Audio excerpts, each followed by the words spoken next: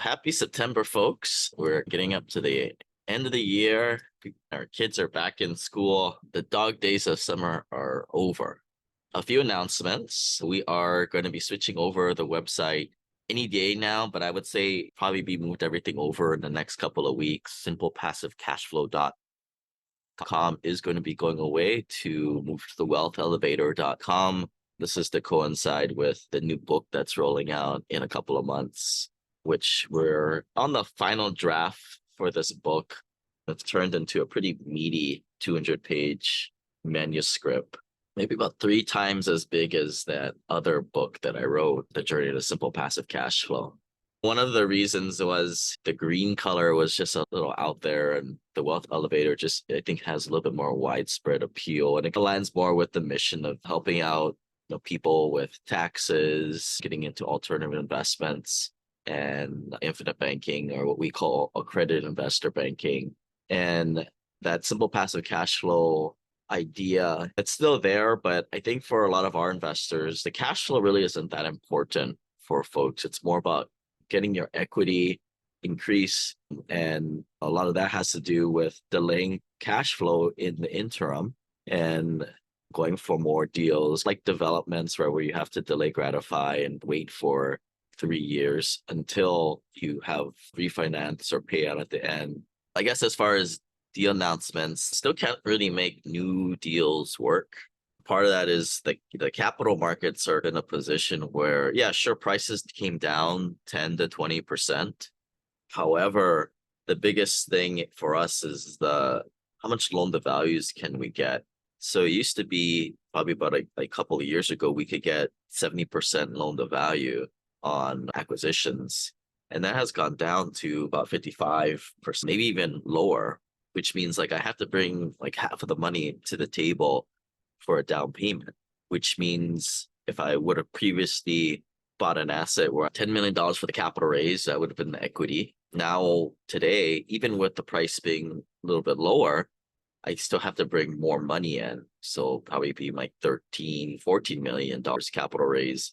And at that point, if you could imagine, we're still trying to make the same amount of returns. And at that point, there's more investors involved, almost 30% more investors. So you could imagine how projected returns would go down. There's just more people to share the returns with because you have more equity, more bigger of a capital raise.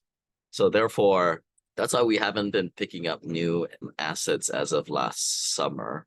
And then that's why we're doing it now in this capital protection debt fund, because we have a handful of assets that kind of are in a situation where the loans are coming up for renewals next year, getting into that stabilization mode. And it's, I think, a great opportunity for new investors to come in, get into these projects where they're getting over that hump. They just need to get that permanent fixed rate debt applied, and you get to jump in late into the party. And then as the biggest thing is you get into deals where you already know what is in there. Because a lot of times when you get into a project, there's a lot of skeletons in the closet. There's always a reason why somebody is selling an asset, and you need to figure that out. Sometimes it's a lot more substantial than others. We know eyes wide open going in. What are the issues, or maybe the issues are in the rearview mirror at that point. What I really like to do on these office hours is a lot of you guys have questions on withdrawing money from 401s. Should I do a 1031 exchange? It allows you guys to ask these questions in a somewhat anonymous form, or some of you guys just want to ask for a friend. That's fine. But it just allows for a more scalable way of going through these same questions that I keep getting all the time. Also, what I would also suggest everybody do is go to the coaching calls section. We arrange all the coaching calls in terms of net worth. I think what you'll find is these are all very similar themes as you start to go down and increase your net worth from $1 million to $2 million to $3 million plus. So we've got a bunch of people here. So let me open up. If you guys want to throw your questions into the Q&A, we will start running through these. Let's talk about Conroe. So Conroe, this is up in Conroe, Texas, which will be up in Houston doing a site tour for people. That will be, I think, October 15th. For some of you guys who want to come down to Houston hang out for about half a day. We'll probably gather everybody up around after lunchtime. We'll check out a few of these properties up in Turnbull and Conroe. We won't go see all the other assets in Houston because that'll just take up the whole day. But we'll probably take everybody to Whispering Oaks and Marymount and then check out the development site, which will be building 300 units on there. The question, the minimum required to start construction, how much to operate if the asset is not sold after construction. So I guess that question probably comes to a very common question people ask. What happens if you don't raise the amount that you need? It's never happened yet, but I suppose after 60 something times, the nice thing about construction development is it's a very liquid type of investment, and you could just trade off the land and sell it to somebody else in the very, very worst case. But right now, what we're trying to do is we purchased the land the other month, so we're good on that. So I think when you buy the land, that's what I would probably say you're pretty much committed. We're in the process of getting some debt on the land, and then we're currently in the phase of the pre-construction and the pre-development, and then the engineering plans and specs are being built, which would probably take us out to next year. At that point, a larger institutional investor. What is an institutional investor? Either a family office group that has $100 million or a professional investor firm that invests in a lot of our deals. They'll not really net worth because it's more of a firm, but these guys, they might have, I don't know, like $5 billion of assets that's on their scale. So they'll write like a $8 million and just take out the rest of the equity stack. So that's how it works, right? It's not all little retail passive investors putting in $100,000 all the way there. Larry, do you have any follow-up questions to that? And after that, we'll go to Ryan. I guess the question comes, what's the question behind the question? I guess the question sounds like a larger institutional investor type to really get going. And then do they take preference over the Class A units? Normally in other deals, we'll have like A1 and then an A2, where A2 is common equity. Normally the pref equity guys, the larger institutional investors, they like those A1 preferred equity shares. But that's what I'm saying. So when they come in, they're going to have preference over us, correct? They don't really want that upside. So it's confusing, right? You guys will have the upside. So actually make sure guys' returns go up. But they are, in terms of preferred equity, they get, if there's any type of failure of the project, they get paid first. They get made whole first. But that's exactly why you guys like these types of deals, because as the common equity side, you guys get all the spoils of war, right? All the gains at the end. Where typically these institutional investors, they're just looking for 8 to 12% return. Okay. They don't get any upside. But just puts you in the mind of professional investors, right? I think it's kind of a head scratcher. Why would they leave 15, 25% plus returns on the table per year? That's just the mindset that they're at. They would rather have reliability in their investments at that scale. And I think that's the case for people once they get past $4 or $5 million net worth too. That makes sense. They've got the money there, so they just want to churn the money. Yeah. And that's why on the New Wealth Elevator book, we talk about this journey for investors getting from $1 million to $5 million. I mean, if you're 1 to 5, I think you still have to get after it. But once you hit your goal number, then you pull back and you emulate a preferred equity professional investor family office. That said, you may have 10%, 20% of your portfolio where it is still going into a slightly higher risk, but being able to capture those higher 15, 20% plus annual returns there. So that's where you have to build your own personal asset allocation mix. But it's, I think, a common question to tail on. I don't know if this is what your concern was. We've had investors ask this in the past. Like, what happens if you guys don't raise all the money? What we've done in the past, it's only happened maybe like twice out of 60 plus times. And the reason being is something in the deal changed and we pulled back. We found something through the closing period or due diligence. And this is more on an acquisition, right? Not really on land. In that case, we just returned the capital back. I don't know what it says in that PPM, but I don't know what ours says, to be honest. But I know sometimes as a passive investor, technically we're all part of the partnership, right? So if we incur extra costs, passive investors, get hit on that. But we've never done that. We just don't feel like that's right. All acquisition costs as far as us, that's on us. General partnership, that's why we get paid the big bucks. So I think in that case, like there was one time where general partnership, we lost $500 to $1 million.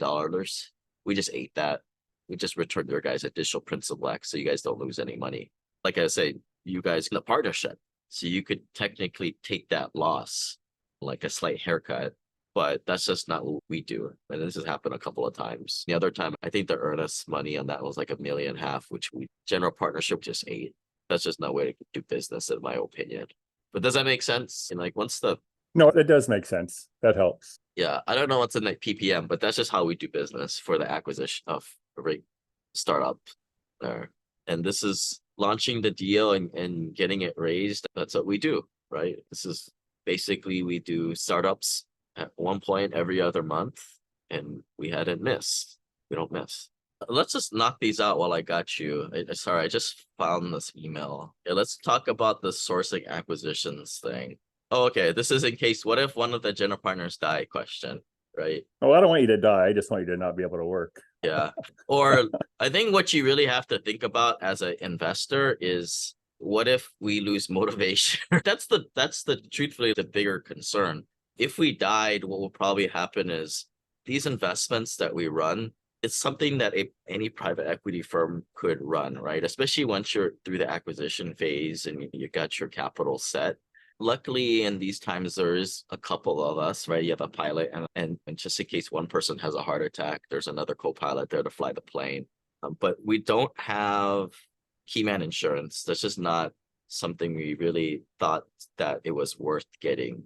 It's just an extra cost that would be, passed on to investors. But currently, the system now is there's a couple of pilots just in case. But even if sometimes we do literally fly together, which we should stop doing. But in that case, right, we have a succession plan in terms of our lawyer would get involved and likely go through a process of interviewing a new candidate and a professional manager. And it's just like a lot of the people that we hire. We're working with one headhunter firm to get candidates, which we're interviewing. We'll go through that similar process and we'll find somebody to continue on the business plan or bring the plane back down at some point. That does help. You're going to be doing some deals on your own. What my question is, there's nobody immediately, the wealth elevator to be called soon, that is going to be your successor necessarily, who could just take over. It would go into a lawyer situation, trying to find somebody or to either run it or sell things off. And then investors' money would be in limbo for a while until that's figured out, correct? Not really. The plane's already in autopilot. The property managers, I think what you're looking for is who's the asset manager, right? That is our person who has the experience to manage the property manager. Yes, correct. Right? The property manager are the people who are boots on the ground. That won't change, right? So it's just, let's just think back at your guys' jobs. There's the technician, this person that's doing the thing. That person isn't going anywhere, right? It's the manager role. And as you guys know, sometimes people can work without managers for some time. Sometimes they're even happier when they don't have a manager. But that's the role that we're talking about, the asset manager. And in our world, there are a lot of white collar professionals in that type of field. I guess maybe similarly, like the closest thing maybe that I think might resonate is like on the construction projects, like Chase Creek.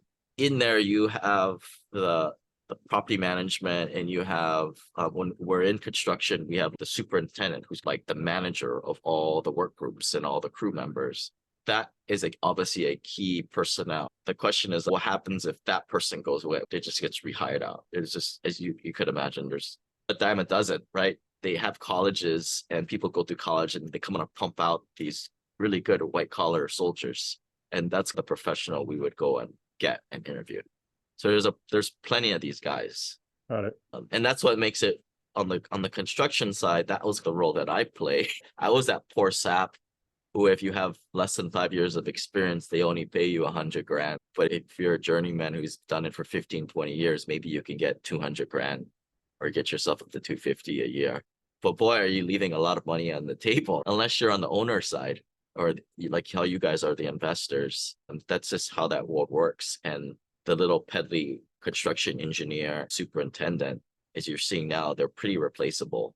And what I would go look at, like the person that I'm talking about is like in an investment firm or private equity company, you'll typically have somebody who was like a property manager for a decade, and then that's considered more of the operations side. And they jump on the investment management side of the house, and they become more of an asset manager for a private equity firm. But that's what we are, right? We are a private equity firm essentially, and that's the kind of person that is hired for that. I think that role that I think you're having in mind now. Yep, I got it. Thank you. Your next question here, how many employees do we have? They're all key employees. We keep things pretty light around here. It's funny when you look at all these private equity companies, especially like the fake ones out there, they have all these like guys on their website, but they're not employees, they're just consultants or like guys with white hair. I don't really do that. I guess I could. I guess I probably should. But private equity companies, we have just the key staff to do just the necessities. For example, we just beefed up our investor relations side. We actually brought over a couple of people to handle the amount of investors we have. So that's a few people right there. I'm going down your list. Acquisitions, that's more on our side. And we're not acquiring now, so we don't really need to do anything there. But on acquisitions, a lot of our deals come from brokers. And a lot of the hard work has been done there because you have to build a track record and the clout for brokers even to deal with you. And I think this is where a lot of new people don't realize, if you haven't done $1 billion of deals, brokers just won't give you any kind of good deal. They're just giving you the sucker deals that are on LoopNet. So as far as acquisitions, it's really not really too much of an effort there these days. We've got that direct line to the right brokers who are connected, who know that when we are ready, they're going to give us a call, or the good brokers are waiting for folks like us to get off the sidelines when, like I said, the loan to values come back and make our acquisitions actually pencil at that point. Due diligence, that'll be on our side. We heavily involved a third-party inspection group. It's like an inspection report on a residential house. However, a lot more beefier and useful. We don't claim to be construction experts to go up on the roof. That's not our expertise, but we're able to use the useful due diligence reports that we get. And then we combine that. We have the relationships with the property management companies, and they come in, they also give us that third set of eyes too on due diligence. But right now we're not really acquiring, so that's really not a huge demand, a part of the workload. Equity and debt structuring, that's a lot of that is loan brokers. They definitely do make things easy for us. One of our tricks that we've used in the past is we don't really underwrite 50, 100 deals. That's ridiculous because most of them just won't pencil.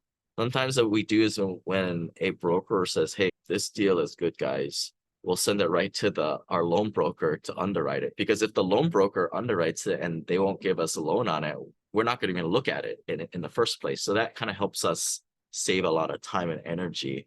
As far as legal, so we have a contractor, our third party does most of our legal documents. So that's a consultant.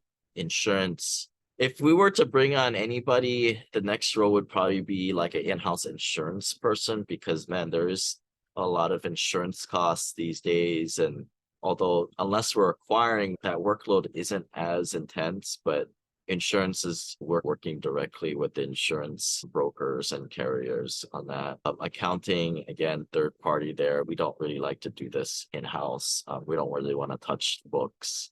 Asset management, that's our role. And then property management is third party. Investor relations in-house. Investor reporting is in-house. And then, like I said earlier, the tax is done by third party. So property managers, once you open long-term, I think you had a couple of deals where the property managers didn't do so well. How do you source you say that's third party. So how do you find the right property managers who have the good track record? Churning through property management is actually pretty common. Sometimes they last a while. On average, maybe they last a year. plus or minus a year. But there's a lot of property management firms out there.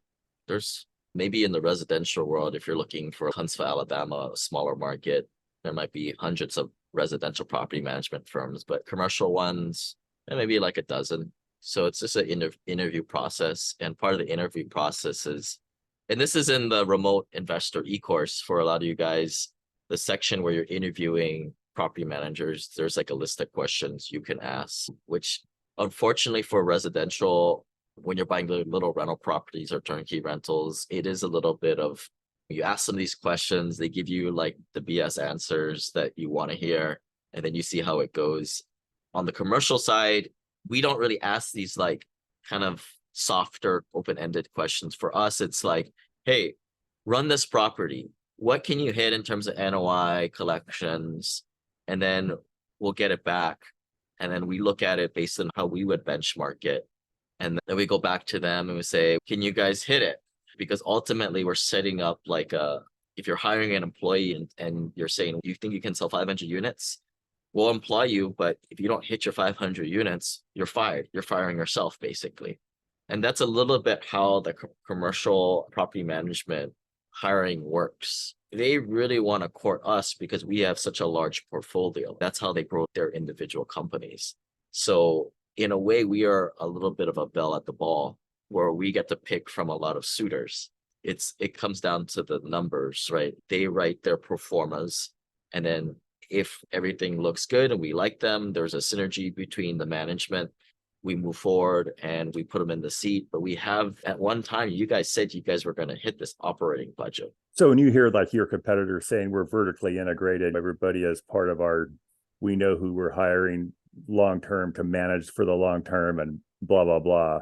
You don't find that to be necessarily, and it's better just to interview people for different people for the different acquisitions. There's pros and cons for both. And we've actually done in-house on some and then flip back and forth. Vertically integrated, just to go through the pros and cons. Pros are you have somebody there who works for you and you can pull the plug on them individually, right? Where I guess the pros on the other end is now you could pull the plug on the entire firm. So it's not you personally putting heat and pressure on somebody's job, but it's their company putting heat and pressure. Hey, you guys better get this right. If not, I'm going to lose these 12 properties from these owners. So you can see the pros and cons on that level. The biggest reason why we've stayed away from in-house property management is you've brought in this huge payroll, and that's just not something I want to have that type of stress under. If we had in-house property management, that would probably increase our overhead by 3 times. And now we would probably be looking at a $3 million, $2 million plus overhead, which means I have to find a way to pay for $300,000 a month for my payroll. And it's already very high. And now I think what you're seeing is the people who have these $1 million plus payrolls, primarily from their in-house property management staff, they're the ones who are just doing deals because they need to pick up these acquisition fees. There is asset management fees in all deals that everybody has, and we have too, but that is not a revenue source. Nobody's making any money off of the 2% asset management fee. If you are, you're probably paying your property management staff nothing or doing it all under the table somehow, paying them cash. You're just not making money with that. But I just don't feel comfortable running my business like that. And there's been a lot of discussion. We always talk about it. It seems like it always bubbles up to the surface every 6 months. But at the end of the day, at least currently, man, I don't want to bring on an extra like $300,000 a month of extra payroll and then be forced to do deals to pick up acquisition fees to pay that, if that makes sense. Yeah, makes sense.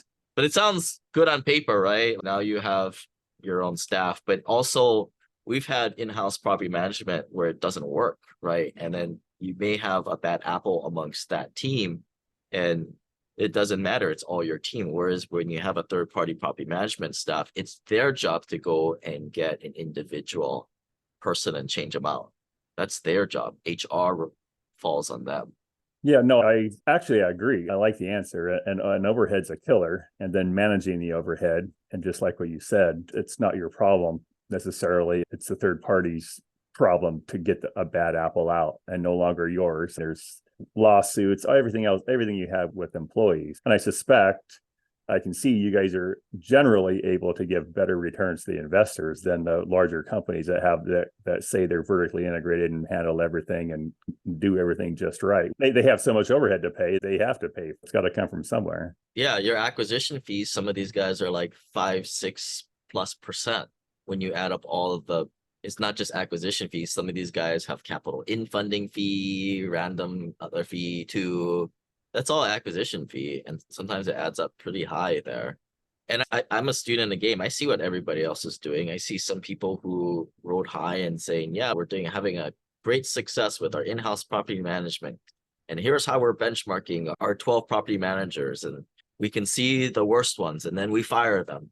And then this past 6 months, their asset management is doing horrible. And it just goes back and forth, these types of discussions. To be able to do it right, you need the bookkeeper, the accounting person, you need a regional, and then you probably need 3 property managers. So you need to have a certain level of scale in there too to make it work. But then, yeah, you're the ringleader of having that whole team work together and not having a bad apple, where you need a property management operator. If we were to do it, we wouldn't do it ourselves. We would probably partner with an existing property management company who's been doing this, where it's a good fit. And we tried to do this. Like I said, we tried to do this in the past, and that particular principle didn't work out. Luckily, this was on just a minority of the portfolio, but I've seen it where it has. Like I have another buddy who's pulled off the same thing and it worked really well. And now it is in-house in a way. So we're in the business of buying properties, and these are our kind of ventures, but a venture is no different than starting your own property management company in-house. But what we see long-term, and this is, I think, the second big thing that we look at, long-term, we see us shrinking our portfolio a little bit. For us, a big part of us getting to where we are, to getting the broker relationships and then the experience track record to get loans from banks and to work with other bigger, more professional preferred equity sources, family offices. We needed to do deals, right? That's how we got over this $2.1 billion mark. Now, I don't know if that's enough or it's overkill. It's certainly higher than 1 billion, but we're at this point, especially since we haven't been acquiring, what is the sweet spot for us in terms of operating? It might be somewhere between $1 and $2 billion of assets under ownership at one time. Therefore, we may look at being net sellers over the next several years. And because of that, it just doesn't make sense to expand and grow into an in-house property management company. We talked about the problems and the headaches are always coming from tenants, and therefore that's why I think you see us moving more towards developments, because you don't have tenants and developments. There goes your need for property management, as you can see, right? If we move more and more into that direction. Certainly what we're doing is we're pruning off the last of the Class C assets, and then we'll work to clearing off the lower Class B assets. But as you can see, the need for the property management starts to lower, right? Maybe going from $2 billion to 1.5 over the next 5 years. That seems to be the more likely path for us moving forward. Because there's a lot of people just get 10 general partners together with no experience and then pulling together and buying a 300-unit apartment complex that we would rather not compete with anymore. And we can move off to bigger, better pastures. Not saying we won't do it if the broker brings us the right deal, but we're just trying to move off to swim upstream. And then we ask the question, why don't these institutional investors, institutional companies buy Class C or B assets? There's a reason why, right? Oh, now we know why. That said, you can make good returns in those types of assets. But at what level of headache and risk do you take on? For passive investors, you guys aren't the ones dealing with the headache. But yeah, certainly you guys are on that same side of us with the risk too, right? Because we're aligned interests. But I don't know, any other follow-up question there? Or no, I'm good. This conversation, I appreciate it. Thanks for asking. I think these questions have definitely come up in the past. I'm gonna go to Ryan's. Hey Ryan, you're there? Wayne, how are you? Hey man. I know. What are you, like 27 now or something like that? You married or? It's coming up. We have plans and stuff next year, but I just turned 29. And yeah, so it's been a long time. I was just thinking about it before this call. It was like since I think I met you when I was like 22. Yeah, for people who don't know, Ryan's like our first Henry, the high income, not wealthy yet. But I think you're doing all right these days. You're not working your job anymore. This is what brings me to you today, Lane. What are you up to? What other first world problems are you having today? I suppose that you don't have to work your job anymore. And I would say, yeah, basically it's two companies right now are in the process of exiting. And so I've been basically heads down 15 hours a day for the last 18 months. We got a purchase agreement signed with a company. Yeah, these are my first like acquisitions or buyouts, so I'm pretty lost. don't you still wish you worked for Microsoft and you don't have to worry about all these problems? I have too much money. Okay, so here's the tax brackets. We've had this situation come out. This is you're gonna get a big sale, or it's no difference than if you're gonna sell a house that you should have sold a long time ago for a big capital gain. But in Ryan's case, like they're gonna be exiting. Think of it like a tech startup, I guess it is, right? Or you're gonna get all the money in 1 year, and then if so, how much do you think? Just for discussion's sake, just throw out a number. For this year, I think my active will be just under 2 mil, What is it no like what is it baseline? probably like 500. Yeah. So this is that term I call like income smoothing, right? Like we want to, if your average is 500,000 a year, we want to keep that in the back of our heads because like we're not going to be able to lower. I'm not even going to try to lower you under 400,000 or 364,000 in that case because I already know that's baseline for you. But what we're trying to do here is lower that this one particular year with a few strategies, right? Hey man, did you get married yet? Close. Or like you gonna sign some documents before the end of the year and make it Well, official for the tax man? that's a yeah, that's a good point. We weren't planning on doing it this year. We plan on doing it early next year. I don't care when you have a wedding. Maybe it might make sense to. Unfortunately, I think he or she doesn't. They work too, right? And they No, she doesn't work. what? I thought you got one that works for you. Or maybe it's a Uh, different one. I don't know. yeah, I got a different one. Oh, okay. See, I can't keep up with you guys. Okay, so that's actually good, right? So what were you thinking? Real estate professional status and get a lot of passive losses and drop you down? That's why I'm here with you, Lane. I think you know a lot better than I do. Yeah, that just seems to be the way to go with this, especially since you found probably somebody just is going to stay at home and iron your shirts all day long. And so we got to get real estate professional status for them.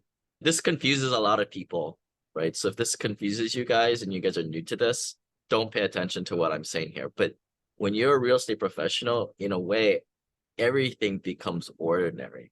So all the income that you made is ordinary. And if you got a lot of passive losses this year or next year, it becomes ordinary in that year. Got it. Which is a little bit differently the way I normally teach it, right? Baseline 101 level, right? There's ordinary income and passive income. But when you're a real estate professional, everything's ordinary and thus pulled together at the end of the day. So do you know how much is in your 8582 form? But I think I usually ride around like 1 to 200 a year. Ooh, yeah, you've been not paying too much taxes lately, so now it's gonna hit you. Okay, so you got to do a whole bunch of things, right? You have to get the badge, the real estate professional status first. How long do I have? Let's just assume you're gonna have this big capital event 2024. Is that right? It's gonna be September. Oh shoot, you're in trouble, man. You got to do Am this all I? this year then. Okay. So write this down because there are a lot of things here, and if you messed up one thing, you're screwed. So you Okay, got to hold on. get married first, not Okay. on paper, right? Why does that help? Unless you're married, you can't get this real estate professional status badge. And I know that's horrible life advice. I'm gonna acknowledge that. It's an eventuality, so it's Well, not just for the sake, which is good. yeah. But hey, I got married earlier for taxes reasons. Hey, not telling you something I didn't do myself. I'll just join the club then. Just join the club. But I just feel bad because it's bad life advice. And with so many investors, we always have guys getting divorced all the time. So I see the other side of it too. So do you have any other real estate assets nearby that you guys manage? No, so I don't. Basically, I'm just an LP. So I'm an LP with you. Dude, yeah, you basically listen to me and stop dealing with rentals. And this is what's hurting you now, Exactly. right? Yeah, I have a feeling that we may have to reverse course on this real estate professional status, but let's talk through it just so people's understanding. Okay. So you would have to buy, and this is all before the end of the year, which I don't think is possible now I think about it. You would Okay. have to probably have a rental or two around somewhere. Are you still in the Northwest? Moving to Miami next month. Oh, wow. Wow. Good for you. Just, Thank you. I want some sunshine. Seattle is rough. It is, especially in the winter. Yeah. So you have to plunk down 750 hours of active participation in your portfolio. So if you're in Miami, you've got to have it somewhere, maybe in the state of Florida or Carolina. Like it has to be reasonable. Like from the optics of the IRS, you have to make it work. Okay. Luckily for you down there, the properties are worth way less. Whereas buying like a rental in Seattle would be like 500 grand. You have to put down 120, 150 grand, right? That's a lot of money to plunk down. Where if you're in Florida, it might be like half that or less. So you're out of pocket, put down 50 grand down payment. So that's a little bit more reasonable. So maybe you buy a couple of those nearby. Okay. Or short-term rental is another idea. But those are your two check boxes you have to hit. But then you need, you're gonna like this, Ryan. I haven't seen you in a while, but I have this analogy here. Okay. So it's like the bow and the arrow set. The real estate professional status, think of it as like the bow, but Mhm. without arrows, you're just a boy with a bow, right? You're just a guy with real estate professional status. The arrows are the passive losses in this analogy, Okay. but you need both, right? Even if you get yourself the bow, you don't have very much passive losses, like you said, and you certainly don't have $2 million of passive losses to offset that gain coming up. Not even close. For people with, if they have the bow and they need passive losses, we next month we'll roll out the tax pal where you can pretty much buy arrows or buy passive losses to whatever your heart's content. So if you were to set up the bow, Ryan, I have a way to sell you arrows to what you need. So I got you covered. Sounds interesting. I'm an arrow carrier guy. Okay. So I think you can take that worry off the table. Where my arrow's going to come from? I'm not seeing you being able to getting this bowl before the end of the year, but Got it's it. already being in September. Got it. So Right. what if you ever heard of QSBC, like the Qualified Small Business Corporation Credit? Apparently, it's if you sell shares in a small business, you get up to 5 or 10 million tax free. I just heard of it like yesterday. So I was just wondering if you'd heard of anything like that. No, I haven't heard anything like this. Let me ask a question like that. This company that your guys are selling, I'm assuming that you're not the only person. That's right. So I would just double check with your lawyer if this applies, because I feel like you're probably going to be paid out like a passive investor where it's Mhm. not really your business. So you're gonna just have to take the income. I think it'll be long-term capital gains, if I'm not mistaken, because it's a sale of stock. Yeah, but that's exactly what I'm saying is it is like you're selling stock. It's not your business. I've had people who create a dentist practice and for 50 grand and now it's worth 50 million. That would apply because number one, they're the sole business owner. They're the head honcho. Whereas in a way, the way you're structured into this deal, you're more of like a shareholder Right. or a passive investor. This is not a small business. Got it. Got So it. that might be a good nuance to ask. Okay. But this is cool. I never heard of this. Yeah, talk to your lawyer on this, but assuming that this isn't going to work, right? You're not going to get This out is from the this is kind of like the heavens. Hail Mary. Yeah, this likely it won't work. Let's just say that, right? Let's exhaust through this real estate professional status. What are you seeing as the hardest part of this? I would say 750 hours by the end of the year is tough. Yeah, you're gonna have to go buy a rental property and then sink a lot of time into it. Either you or your new spouse, who you just got hitched with at the court steps, has to do the 750. Okay. And then Airbnbs qualify as that as well. Yeah. So if I scoop up a few Airbnbs, do I have to actually own the asset or can I do a corporate lease from apartments and then Airbnb? I don't think that matters. Another idea that you may think about in the future, because you're a rich guy now. So we have some people like in your situation that really need real professional status, but you don't need it. You don't want to do the stupid 750 hours, right? Because your time is so valuable, man. It would be cool if you found like a younger guy who was hungry and wet around the ears and willing to put in the work. Then you put up the money to buy one of these short-term rentals. They put in all the sweat equity. and then you guys split the profits however you arm wrestle them. But then you say that you're putting in the work from a tax perspective to justify 150 hours. Got it. Managing your junior partner. Got it. But technically, they can't put in more work than you can on paper. Got it. And does that scale out if I've did that 10 times? Got to do You don't need to 7 do it hours? 10 times. Just do that once. Just do it once. Okay. Or with one person, maybe a couple times. But I think that's a dream scenario for a lot of higher income earners to have set up. Okay. Do you have any articles about this or any references? No, you never find any articles on this type of idea. You just have to come to one of our events, which you stopped coming. I haven't seen you in 3 years. I know. How do you think I'm getting acquired now? Yeah, you're busy making Oh money. my gosh, Yeah. it's been like. But what you do is you come to one of our events and you find the guy who's under $2 million, who's still hungry and willing to put in some sort of equity and say, hey man, I have this deal. You want to go halvesies on the short-term rental, or I'm going to put up all the money and you just have to run it for me and we can split the profits. Got it. And that would be like a C Corp or like just a couple multi-member LLC wrapped around? It doesn't matter. Who cares what it Right. is? I would just do it as a little joint venture LLC. Cool. And then they're gonna be like, "What's the catch? Who are you?" Yeah, why is You're this- on. I need to get a way to get 750 hours of real estate participation in direct assets I own. I'm gonna have you do it.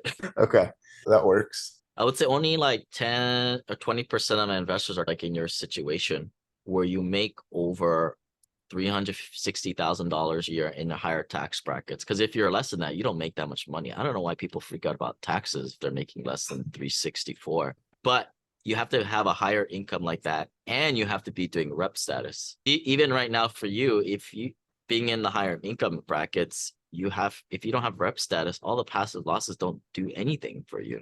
That's why I was trying to like, okay, if I can throw something at that debt fund, that pref, and then do what you're talking about, find somebody who can manage some properties for me, even if I do a corporate lease and I get that 750 hours, then that was my game plan. So if they're one of these minority of people, 10, 20% people that actually fall in this category who actually need passive losses, then you can get up to exactly how much you need in the tax pile. Got it. Other than that, because the idea is lower your AGI to whatever you want.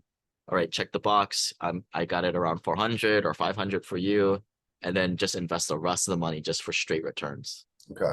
So it's a way of compartmentalizing your needs or your wants. Got it. Hey Ryan, I'm recording this later after the fact. So again, to solve that problem, we're talking here about taking as income, but let's zoom out a little bit. Let's talk a little bit more upstream before you even take that $1 million of income.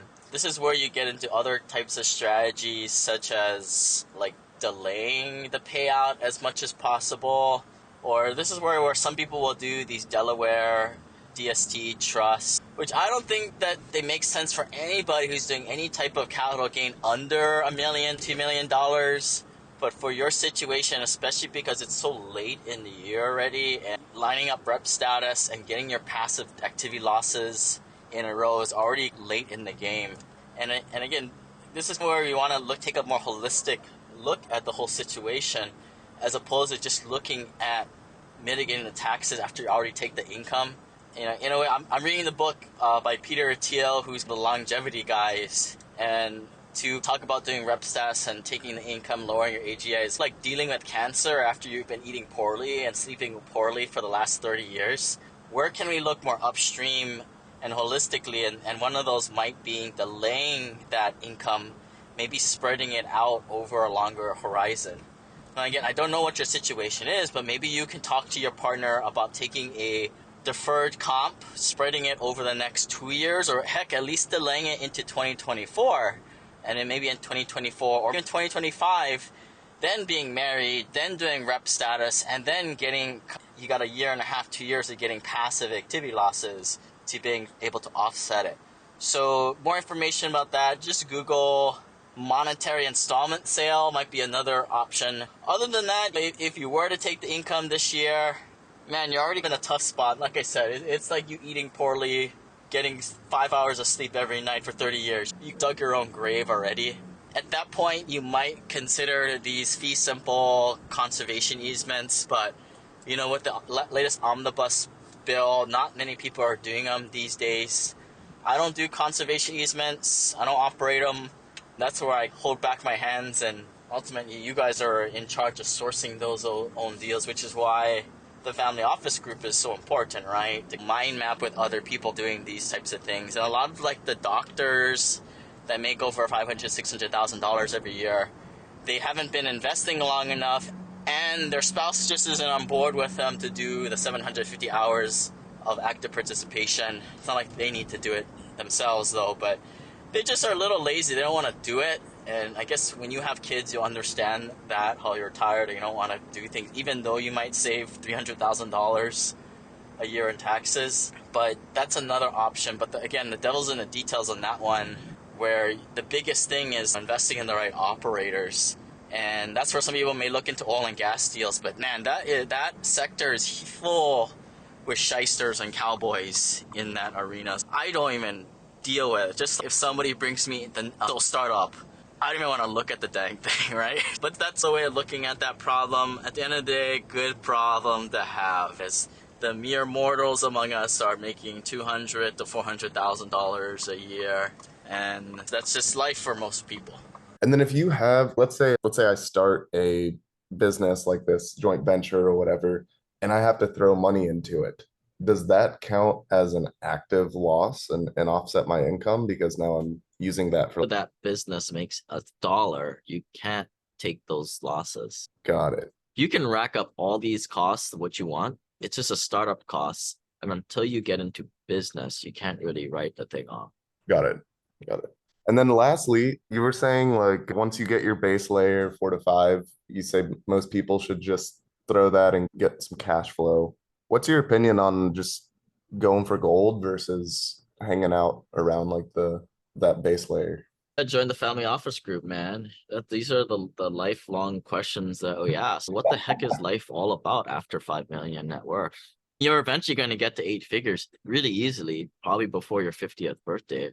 Let's face it. What's life all about? I don't know. I question that myself. I'm searching myself, right? But at least you'll be around other people thinking the same way. And I talk about it in the new book.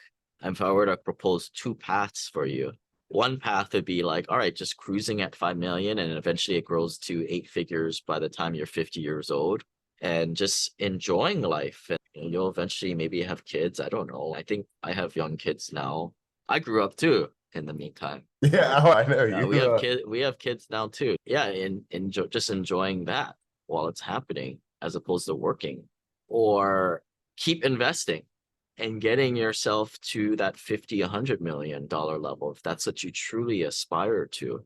So it could mean pulling back and just going back into traditional investments. All the stuff I told you not to do, you go back to it. And we have some people in the family office group that have gotten to this level, and they're putting their investments from alternatives back to traditional.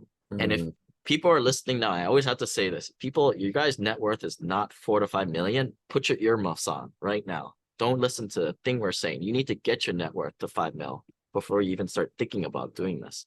But there are some other strategies out there, like using security backline of credits, different indexes, where it's maybe not the double digit, but at a very like low effort level, you can make a pretty good return and just live off your 5 million at say 8%. On the other hand, the reason why some people get here is they're good investors. They have a camaraderie of other connections and they know where to go for deals. I might put you in this category, right? It's fun to you, right? So why not just keep doing the same thing and keep it rolling? But for what, right? So those are like the two ends of the spectrum. You'll fall somewhere between that. Is that 8% after inflation? I know that question always comes up. Don't worry about it, dude. In some stock market that I can't control. Yeah. Think about it from this perspective, right? If you have 5 million at 8%, 400 grand divided by 12, that's 33 grand a month of passive cash flow. That's above that magic $25,000 per month. So that $25,000 per month is a magic number for a couple of reasons. I don't think you can spend that much unless you're being a little bit of a tool. Wait, I've been a tool, admit it. Okay. Last year at our retreat in Hawaii, which you didn't come, it broke my heart. I'm so sorry. we lined- You would be proud of me. You're working. Okay. We lined up everybody in terms of what is everybody's monthly burn rate. And nobody, even some of the high rollers, were above 25,000 per month. Got it. Okay. So I'm like 20. yeah, it's hard to get above 25 Really? I haven't done it yet. So unless you do douchey things, which I'm sure one day I'll do these douchey things like renting the Ferrari, $100 bottles of wine like several times a week, right? It's hard to get over that threshold. okay. So it's a sticking point. A sticking point you want to blast through maybe. But $20,000, $25,000 a month, you're living an awesome life.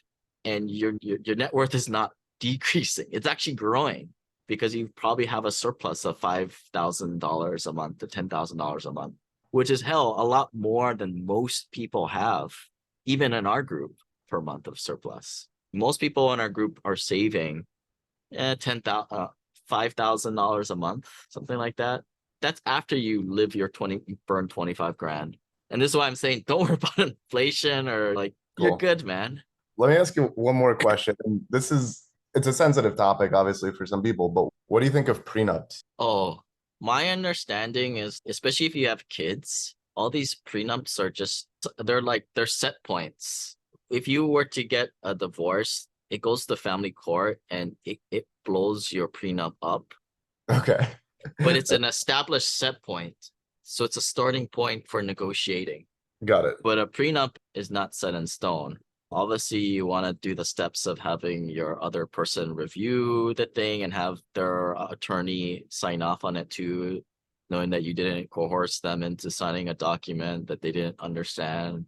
But I have another comment, but we won't record that one. That's the secret. There's a thing that kind of goes that's stronger than one of these prenups. But yeah, I don't know. I think that's why a lot of people choose not to get married. I think you can go for real estate professional status without being married too. You're joint, but depending on what state you're in too, right? If you're in California, it doesn't matter if you're married or not. If you've been living together for 2 to 3 years, it's halvesies already. I'm pretty sure in the state of Florida, they don't do that type of stuff. Typically, the state of Florida is on the other side of that spectrum, right? I don't know, man. Unfortunately, that's the world we live in, right? Sadly. I don't want to get one. I don't. But I was just wondering if there was anything that I'm missing. Yeah, if there's any type of insight I can give you, not from like a marriage standpoint, but like a business partnership standpoint, because I've been divorced quite several times. If you guys respect each other, or I'm not looking more as far as like a business partnership, right? Everything is good in the beginning, and let's just say somebody had a change of heart, somebody wanted to go a different direction business wise. It's just a good dialogue to start to have where you're saying like, all right, say you want to change your business up, go in a different direction, it doesn't align with what we are doing collectively. What is the process for us to roll this back? How do you buy me out? How do I buy you out? And how do we solve these disputes? Now, I don't know how that translates into a prenup or a marriage contract, but I think these are good discussion items to have. Like, how does this look? What's going to happen? All right, now we have kids. Now it's different, right? But that's the furthest I'm gonna go with life advice. I try and stick to my lane. That's why I don't know. Yeah, that's what's good about you, Ryan. You're not like younger people think they know everything. You come across as not knowing anything. Yeah, I'm not convinced I do, but yeah. But we'll see. Has anybody told you look like kind of Mr. Beast, the $1 billion YouTuber? I'm only 995 million away. Yeah, So but he said the same thing. He tries to learn things from everybody, even though his net worth is 1,000 the other guy. I do the beginner mindset because I don't know a whole lot. So yeah, the growth mindset. Oh, that's probably a better way to phrase it. Yeah, there's a book written on it. It's pretty popular. I've heard. Yeah, go and read it, and then you'll 10x what you have now. Isn't that another book, 10x? Yeah. All right. Thank you, Lane. I don't want to take any more of your time. You probably got other questions, but I'll come to the next event. Be stalking some younger guy to run your short. Yeah, and I want to see you, but yeah, definitely stalking other guys. Yeah. All right. Who's next? Hey, Lane. So with all on some of the deals from last year, and I believe most of them had a cost seg performed on the assets. Personally, for myself, I couldn't use those passive activity losses. Yeah, that's most people. Can I kick that how far forward can I keep it going? To just, is there like a tax law that says, oh, you can't use it anymore after 5 years or something like that? So what you're saying, and that's what my point earlier, is most people don't use all these passive losses. So this is a very common misnomer for new investors. You guys invest in these deals because of tax benefits. A lot of you guys can't use it right away. So unless you're making over $360,000 and you're doing real estate professional status, you way more passive losses that you can even use. The remaining is going to go on your 8582 form, and it's going to be called suspended passive losses, suspended up in the air or in the cloud. But that's the term that you want to use so you can have the empowered conversation with your CPA.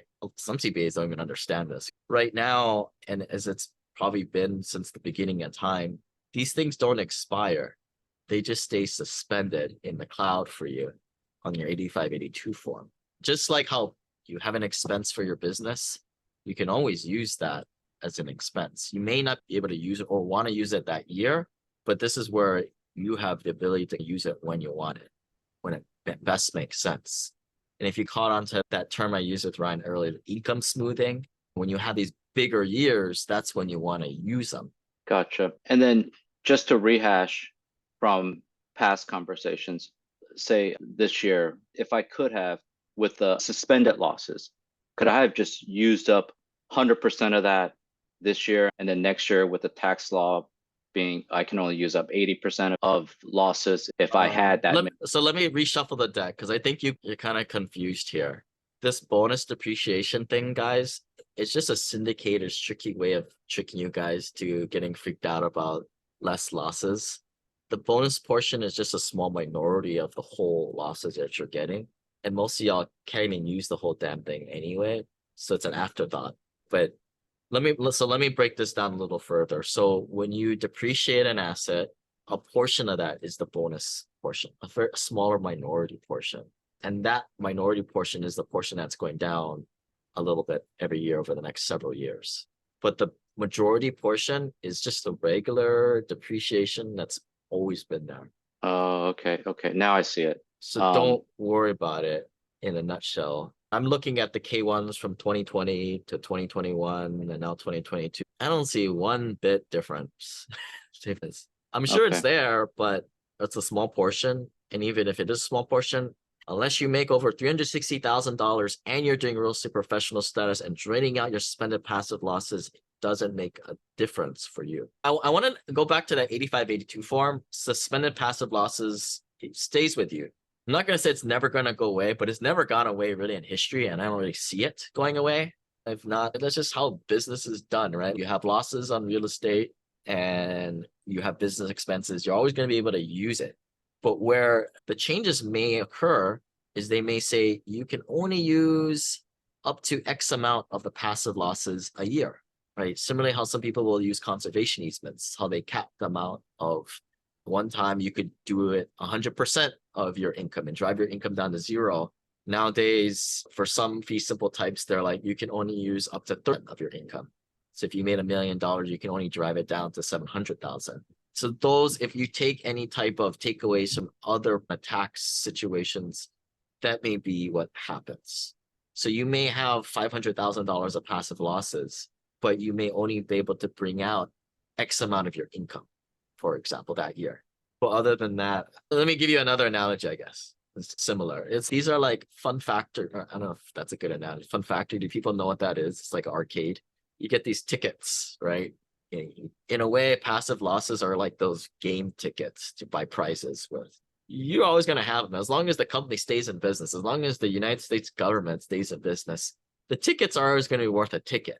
Now, you get to some point where what can I redeem the tickets for, right? And they may say like, you, sir, can only use to redeem 500 tickets at a time, or like they pose restrictions on how you can use it. Certainly your tickets are not growing for you. And that's the big thing. That's why I don't like all these like miles or points, credit card, cashback things, because you get these airline miles, but they don't grow for you like how when you have cash. That's why I'd rather just take the 2% cash back and put it in my account and invest the money and then get compound on there and grow my money there.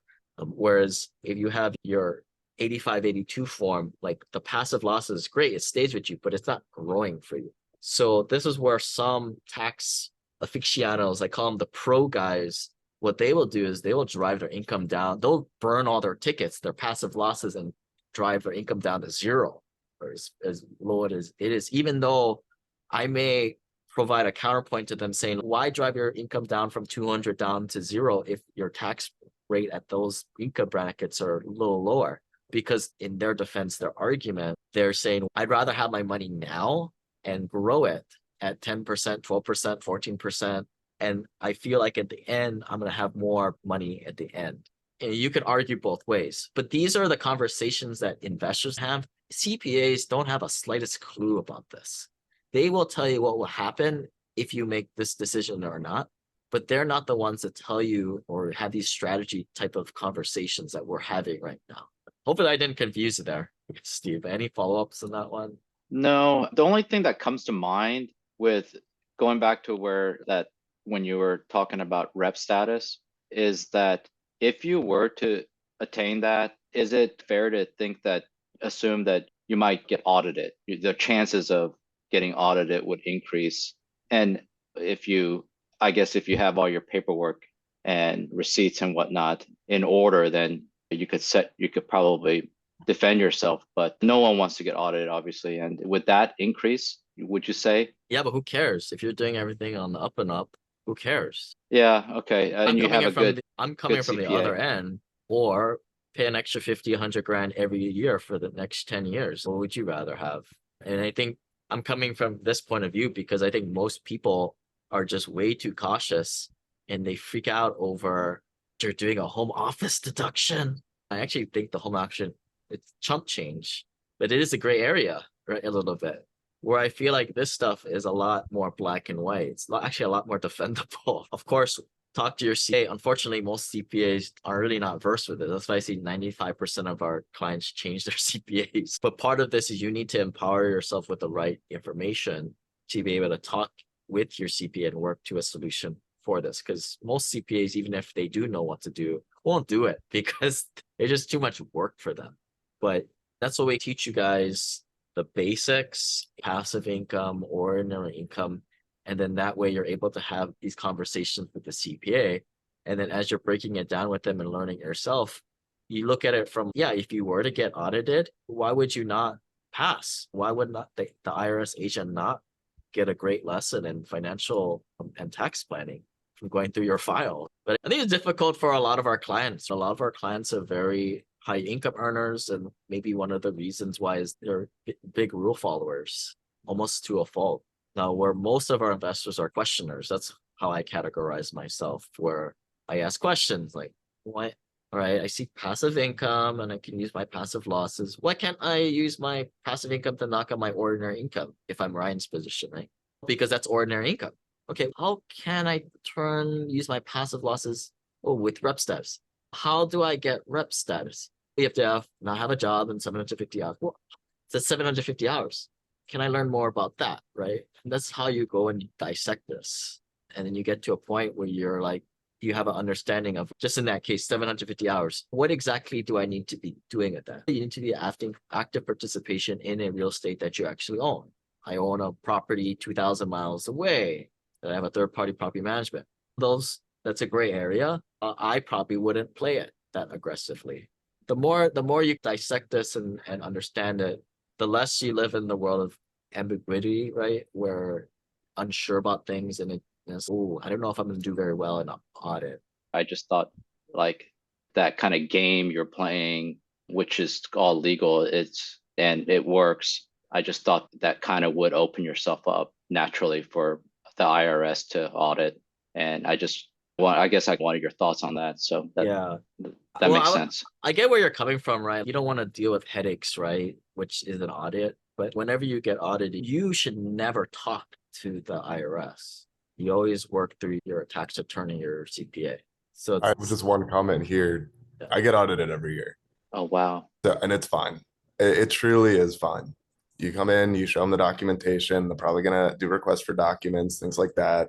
Are It's you doing it, Ryan, or your CPA? so you're gonna hate me for this. You're gonna think I'm stupid, but yeah, I do it myself.